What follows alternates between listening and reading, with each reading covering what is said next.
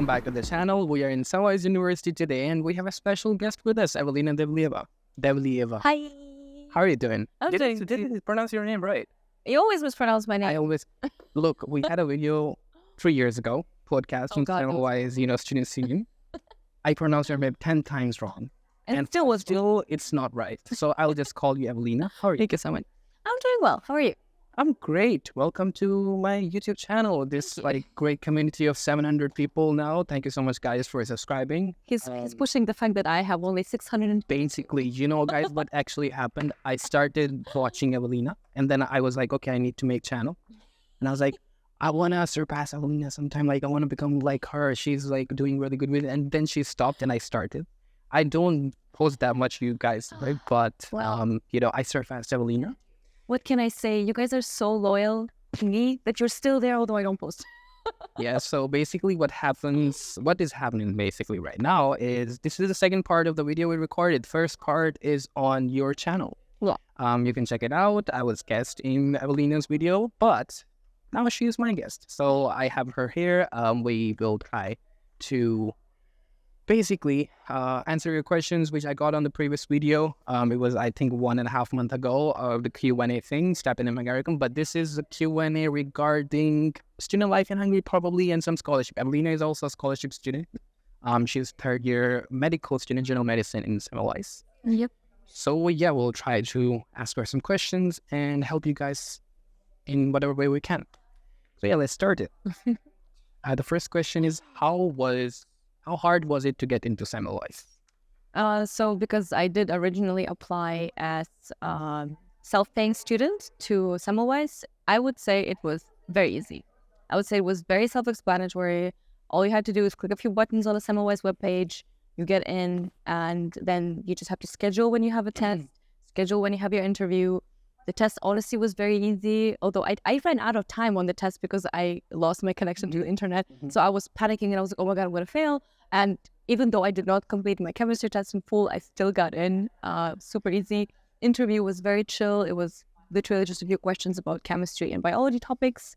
And overall, just very simple. And how do you think, I think personally, it is basically different for a scholarship student and for a self-paying student. Yes, definitely. Because I think scholarship students have limited seats and it's kind of harder for them to get into. What do you think about that? From what I know, at least from the people who are on a scholarship and they applied also for general medicine, right?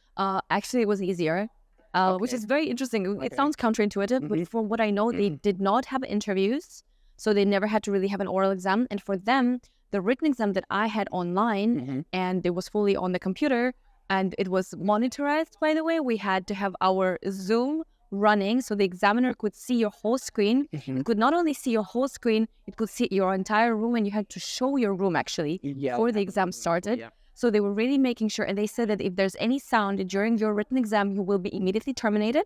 And from what I know, for people who applied to general medicine with scholarship, they did not have that. They did not have Zoom, nobody was watching them, and they just had a simple test. They didn't have to check what they were doing. No microphone, no camera, nothing. Wow. So I'm not going to say who, but I know people who cheated through this exam because of that, because there was no observation. So according to Evelina, it's easier for a scholarship student to get into. Yeah, I mean, it's probably the case. I mean, the entrance exam is not that hard, probably. Definitely not. I don't think so. Yeah, so it's easier on that side, but probably there are limited seats and probably they get quota rejection, but entrance exam itself is not hard for scholarship students.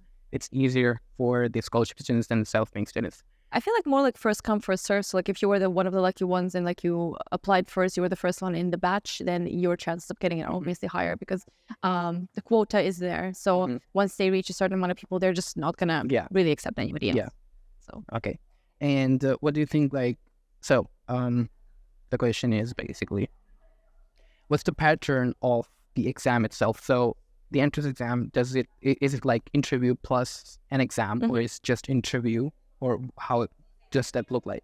Of course. So it is written exam on one day. So let's assume it's Monday. So on Monday, you will have your written exam at a specific time. They tell you when to log in, when to do the test. You have a time limitation, and I don't know if they changed it since, but for me, it was 20 questions for chemistry, 20 questions for biology, 20 for regular English, because actually language certificate is not required. All you need to do is just to pass that test. And then there is English for medical purposes. So it's just like basically English theory that you have to take. And all of those are 20 questions. I think you have 1 minute per question. So overall, the test was around 80 minutes, if I'm not mistaken, if I remember it correctly. Once you're done with that, you don't get the score, you get no information. You do get an email, or I think the day before the written exam, by the way, they tell you when your oral exam is going to be. So the next day, you're going to have your oral exam scheduled for you. And so they're separate. So you first have your written exam done, and then you have your oral exam the day after. So how was your exam for physiotherapy then for scholarship? It was not online. It was really easy for me. It was like 3 years ago, I think, in 2021.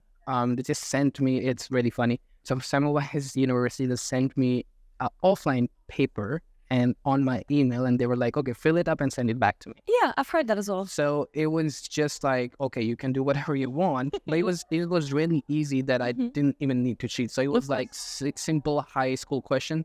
Especially in my country, like most of the students who do their high school, like when they complete their high school, they want to go into the medical school. Of course. So there is like a lot of institutions that they make you prepare for an exam, which is called MDCAT in our country.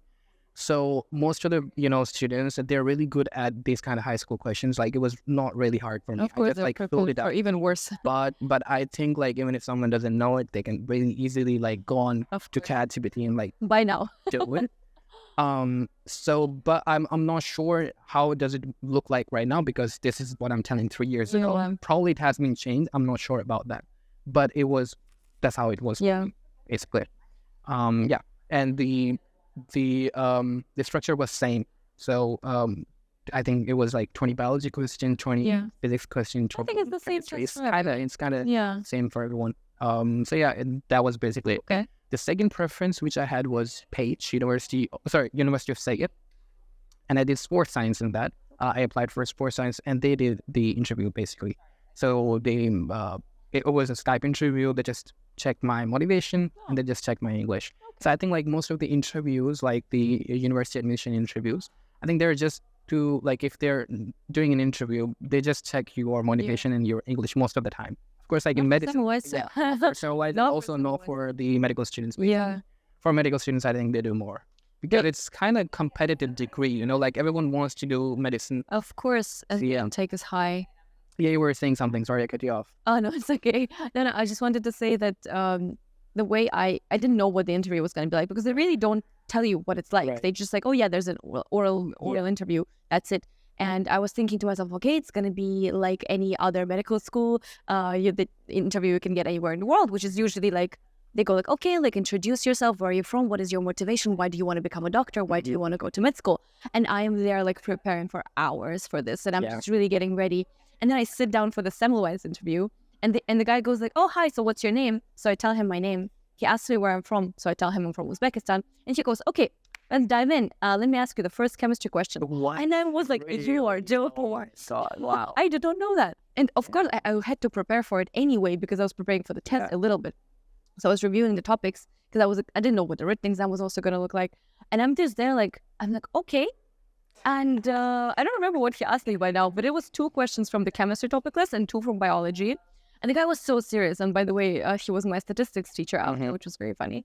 But he was so serious, and it just felt like he was going to fail me, although the questions weren't that difficult. But he kept on digging. Like, it's a pressure, like you don't never know. Like, look, for me, if somebody in my interview asks something like this, I'm there like, okay, what should I do now? Because like it's a good, like it's really hard pressure for you. Like you're not expecting, but somehow he's asking now a chemistry question. Because I was genuinely like, okay, my motivation for becoming a doctor is because actually my whole life I wanted to treat people. And he goes like, okay, so what is the molecular structure of like XYZ? And I don't remember what it was. And I was so panicked, but yeah. But yeah, it really depends on university. It really depends on your program. I think other programs are chill, but for medicine, brace yourself in the interview, basically. I don't know how it is by now. I assume they made it harder with years, not easier, because by now the intake is huge. So yeah. Okay, so for most of the people who like by now for scholarship students, let's say, most of the people have applied already, have submitted their application. So now the next step for them is the university interview, which we already covered basically. Yeah. And what's the next step for them? Let's say after the interview, what's the next step? What they have to do? Let's say once you have the acceptance letter from the university, what's the next step for them? So usually, once you're done with the interview, like within that week, or depending if there's a waiting list, you might have to wait a little bit until they send you an official acceptance letter. From there on, I believe you would have to receive additional information how you can log into your Neptune, because from there on, you will have to actually pay your tuition in order to be further on accepted as a student at Semmelweis. And then they send you additional information about when it's going to be sort of like a freshman day. When you come here, you receive all of your documents, you receive your actual school contract, that yes, you're a student here. They give you your student card as well with your Neptune code on it. And from there on, I think it's just you figuring out what you're going to do now that is actually real. Yeah. And also the visa interview, the visa process, basically. So once you are accepted in the university, visa process is the next thing. So how did it look like for you, the visa interview and everything regarding to that? Completely forgot that we had to apply for visa. It's like, that just slipped my mind. By now, we'll only get temporary residence cards. So like visa is completely off the picture at all. But basically, the acceptance letter is the main thing you have to have with you. You would have to schedule an appointment with an embassy in your country, of course, depending on how the process is in your country and whether you have the embassy at all. You would schedule an appointment with them. There is a form. I believe now it is fully online, but back in the day it was on paper. You would have to take a certain format of the picture, a photo of you, the way you look now. And you had to fill out the form with your name, all of the date information, why are you going to Hungary, how long is your period of study, what is the university you're going to study in. You, of course, have to provide information on where you're going to reside if you already know. Some people put in their hotel information that they were going to reside for a few days while just arriving to Hungary. Many people, just like me, already found accommodation and just submitted the contract of that accommodation place with their visa application. On top of that, you have to, if you are not a scholarship student, you have to provide information about your support. So if you have a sponsor, so your parents are your sponsors, you have to provide information about their bank account, the letter from them certifying that they indeed will support you during your studies and that they will pay your tuition. And if you are a scholarship student, you would have to have your paper from the stipendium approving that you are a scholarship holder and that all of your studies are being covered. Yeah, it's called scholarship agreement. Yes. Just basically, well, that's basically it from the visa interview. And then once you get the visa, you are here. You just apply for the residence permit. It's also online now. You don't really have to do anything else. You just come here. You wait for your permit to come because they just changed the rule now. So once you apply for the visa, you automatically apply for the residence permit. But that depends on the country. Just make sure to check about the country because not all countries. Yeah. I think most of the scholarship students are like scholarship mostly, yes. For the scholarship, sorry. But like if you're from another country, probably you just need to come here and then apply online. Yes. And everything is online right now. Like after enterhungary.com, basically. .hu, sorry. Enterhungary.hu, yeah. So you apply over there, you just wait for it, and it comes to your university, and then you just take it, basically. That's basically the process. The next question that I got is regarding the English proficiency. So during the admission requirements, basically, what are the proficiency? How can you prove the English proficiency? Is it like you have to do IELTS, or is it okay if you have just did your high school English? So that was a question that appeared a lot, and I've heard a lot of people ask that question. I initially, when I applied, I thought IELTS was a requirement, or a TOEFL, or anything of sorts. Actually, there is no language requirement for Semmelweis as of today. The only thing that they do tell you is that you do have to pass with a certain score on the English test through the entrance exam. That, unfortunately, we don't know what the score is, but they do evaluate your knowledge of English. If you take the interview, they also actually are evaluating your English knowledge in that interview, because that's very important. Because the studies are pretty hard and it's fully medical English, I would generally say that the level has to be around the C level. I do not think B is enough. Maybe I would say B2, they ask for it. B2-ish, yeah. They say B2-ish, but if I'm being real, and I'm speaking from my experience, if you sit in the lecture and you don't know many of the terminology and you are not really capable of fully understanding the speech, you will struggle. And that's why I'm saying maybe like C1 to C2, because honestly, native language proficiency is what will help you to succeed in school. And a lot of people struggle because they don't have that level. Yeah. And also, I also think like once you come here, if you know the grammar and everything, your accent becomes better, your English becomes better, you practice more. For example, in my country, like everybody knows the grammar, everybody can write, everybody can, but they're not good at speaking because I mean, like when I came here, I was not good at speaking.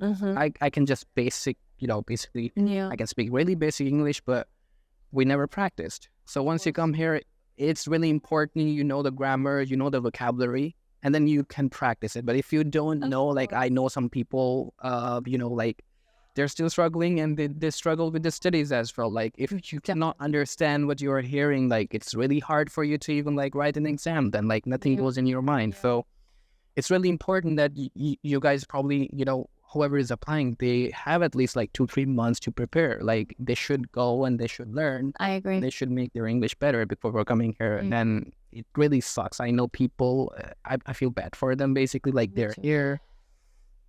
Like Hungarians are not speaking English that much. Then you only have students with you who are just speaking English. They have their own language. You will struggle. And you cannot, kind of, how can I say, like, communicate your ideas with each other. So it would. And that's for sure. Connecting with students will be hard, but something that I've seen happen while I was in the examination room. I don't know about you guys, but we have a lot of oral exams. Pretty much, yeah. Semmelweis is all about oral exam, yeah. Semmelweis thing in general is that most of your exams, I would say maybe like 80 to 90% are oral. And the thing is that the examiners are not going to care what your level is. They're not going to care if you don't know the word because unfortunately they wouldn't be able to take a simple word in exchange for a medical terminology. They expect you to know it. They expect you to be able to express yourself. And if you cannot, they will fail you. And I've seen it happen. I've seen where examiner explicitly told a student, I don't understand you. He was like, I don't understand. I don't know what you're trying to tell me. I don't get it. Yeah. It's really important. I mean, if you even don't know anything, but you are good at yapping, people, like professors would pass you. Exactly. And if you can't, you're done. Yeah. You're done. I mean, like if you know everything, but you just cannot speak good English and you cannot tell the professor what you want to tell him, you're done. And you might know it in your language because the guy in the exam was telling him, he was like, yes, but I know it in my native language. He was like, I get that, but I don't speak your native language. I cannot do anything about it. So pull up your English. I mean, like even I know people, like they really speak good English, but in the exam, they are not confident. That's another thing. Yeah. So they can fail because they're not just confident in the exam and they cannot like express themselves. Yep. So really important communication skills. So English is important. Yep. And other than that, like related to the scholarship students, if your high schooling is in English and everything you have studied is in English, you just need an English proficiency certificate from your high school. You don't need IELTS or something.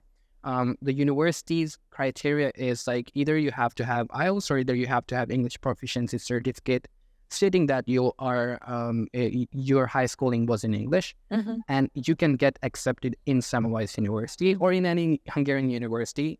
It really depends on the program as well. Like in some universities, most of the program they accept the proficiency certificate, but in some of the program they ask for IELTS. But I've seen like in most of the visa, like in most of the embassies, they ask for IELTS. So you can still get an acceptance in the university, but when you're applying for the visa, it's their requirement to have an IELTS or to have a TOEFL or some English proficiency exam. So just make sure you check the requirements. For me, especially, like I didn't do any IELTS, I didn't do anything. I was just like English proficiency certificate from high school because my embassy didn't require at that time IELTS. Now they require it. So that's all. I guess it depends on your country. You should probably check the requirements. Yeah, just check your requirements, program, university, and embassy, and then basically come here. Yeah. So yeah. More questions? More question. Just I think we can do one more. Okay. And then we wrap it up because it would be a long week. Yeah, we don't want to. And nobody likes to watch the video. You guys know that. Okay. Another question. Which question I can ask? Okay. So how do you think like this student life in Budapest is? Okay, depends on what you compare it with, because I have something to compare it with. I've studied in US before. Student life there was actually spectacular. So I think coming from somebody who studied in the US, I would say it is a bit of a downgrade. So if you are from US and you're applying and you've experienced some level of student life within your high school or you've gone to university already, it will be significantly different. Still, there are many programs you can find. We are members of HUC. We know exactly what the events are. We many times help out with those events and we help to host them or even give ideas. So what do you think? I think overall you're right. In especially my country as well, in the US, like the education system is kind of like it's different. So like you have more opportunities to do, mingle with people and stuff. Like here in Europe, I felt like one of the problem is like the universities, the how can I say it? Like the architect, not the architect, but how the Layout? the layout of the university's campus. Yeah, the campus layout is not so like you have one building here, you have one building in another, part of the city. I've seen in like all in Budapest. I think like it's like ELTE is like this, Semmelweis is like this. So it's like everywhere across the city. So until unless you don't have a whole university at one place, there are no places for students to, I don't know, play sports or mingle together. So for example, the biggest problem here is people from probably my faculty, they don't know people from medicine. Not at all. Yeah. Like you probably don't know anyone else except me from physiotherapy. And it's the same thing, like most of my class fellows, they don't know, people from medicine, they don't know people from dentistry. And it's it is also a thing that is, I think, problem in, the student life thing. But at the same time, like there are some, I think in Budapest, one thing is really good that you have these different organizations. Yeah, a lot. Even not inside the university, but if you see in Budapest, the world, there are really different like organizations and like programs happening, or like there is a student community or a club community or whatever. So if you go on Facebook, if you research on Instagram, there are lots of things that are happening in Budapest. That's one thing that is actually saving basically students as well. Yeah. Also in our university, my personal experience, the Students' Union, just because of Students' Union, I think like we were able to, get connected with, people that have our own community of like, students. But yeah, and what do you think, like overall, how do you like Budapest? I love Budapest. I think it's a gorgeous, gorgeous city.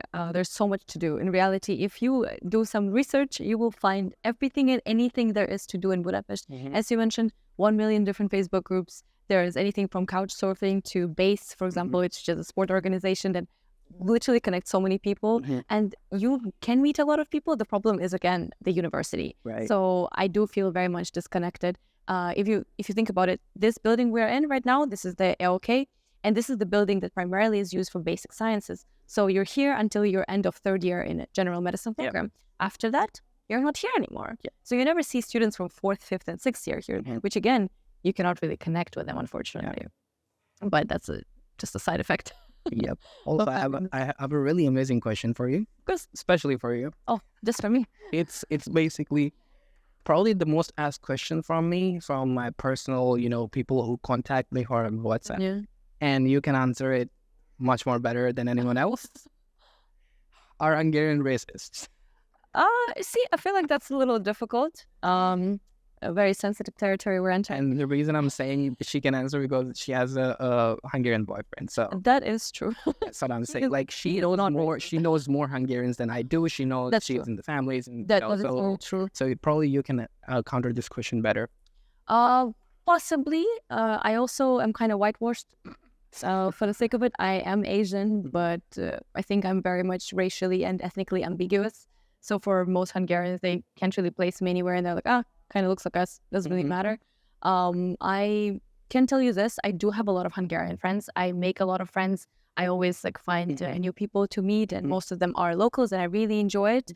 The people that I do meet, they're amazing. They're very sweet, and I know a lot of other friends of mine from different countries, different ethnicities, different nationalities, and they've also experienced the same, that they feel like, okay, like there's a bunch of them who are very nice.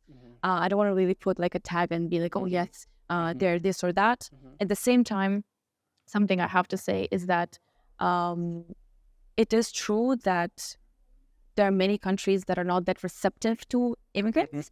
There are many countries that just haven't really experienced it. But if you look around in Hungary, majority, you don't see that many internationals. You see international students, but workers are typically just locals. And again, this has a lot to do with the pay in country. Pay is quite low. People usually don't migrate here. And if they don't migrate here, there's no mixing. When there's no mixing, it feels foreign, it feels unnatural. So I don't think, I mean, I haven't experienced it, so I can't really speak on this behalf. Nobody has been rude to me because of where I'm from. They've been rude to me because I didn't speak Hungarian. But other than that, nobody has really been rude to me. People were generally very nice and sweet. But I've heard some people say that they had a few weird looks given to them. And so I wouldn't say it's dangerous. I don't think anybody's ever going to attack you. So super safe. It's super safe, But then again, if you imagine a country where majority of people are white and they don't really have that many international people, it's just weird for them, you know? Like, I think it's just that simple. Weird. Yeah, for me, like how I would tackle this question is like they're kind of cold nature. They have cold They're definitely nature. cold, yeah. They're not that much like if you go to a Middle East country, like everyone has this extrovertness and like warm, very warm, very you know, like hospitality. There's no such thing here. It's not such thing here, and it's not that they're racist, but I think like they have their own nature. I think so too. I don't think it has anything to do with the race. I mean, like you would find sick-minded people everywhere. Like even in my country, like you would. That's so true. People, but I have never encountered any single incident here. It's so safe. I get out at like 3 a.m. in the morning. Me as the girl, like saying nothing happens. So I haven't experienced anything. But it's just a thing. Probably people who probably a tourist come here and they're like, oh, people are not happy here. It's just because of their nature. Not everybody's smiling. It's just because of their nature. I don't think like there is any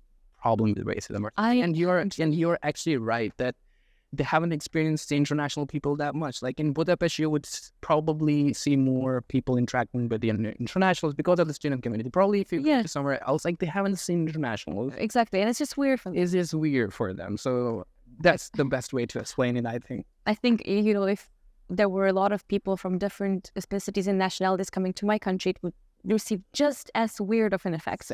So I find it but yeah, that's the thing. Like in my country, like imagine like 100,000 international come to my country, right? Like, it would be weird for them as well. You stand there, you just stare, you wonder why are they here? Why are they in my country? Yeah, so in our country, that's also a thing. Like not many tourists come there. Probably if there would be too many tourists, I think we would react the same. Yeah, honestly, the whole thing about tourism, and I feel like this is also why sometimes you find some Hungarians rude. It's not really because they want to be rude. It's because they're annoyed at the fact that there's so many tourists at the same time. They don't get any money from you, which you would think, oh yeah, GDP goes better. No, it doesn't. Not for them. They don't care. They are annoyed because 24/7 people are speaking in English and they might not speak the language, which they don't have to. Yeah. Also, if you speak Hungarian, they are so much friendly then. So to learn Hungarian. Learn Hungarian. Well, thank you so much, Evelina, for joining. It has been really great. It's been a pleasure for you to be here and know about your ideas, all the information that you gave. I really appreciate it. Thank you. And is there anything you want to say to my audience that are here?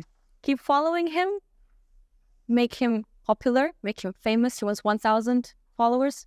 Make it happen. Yeah, 300 followers more. I think people from Evelina's channel would come here to subscribe here. And you guys can go to my channel too. That's the point. We are having a healthy competition here, so for sure. Which video gets more views? But I think like Evelina's video would get more views, I think. But yeah, thank you so much for joining, thank you so much, guys, for watching this long video. But I hope it would be useful for you, all the conversation, and we hope to see you here in Hungary. Thank you so much, and see ya. Thank you. Bye. Bye.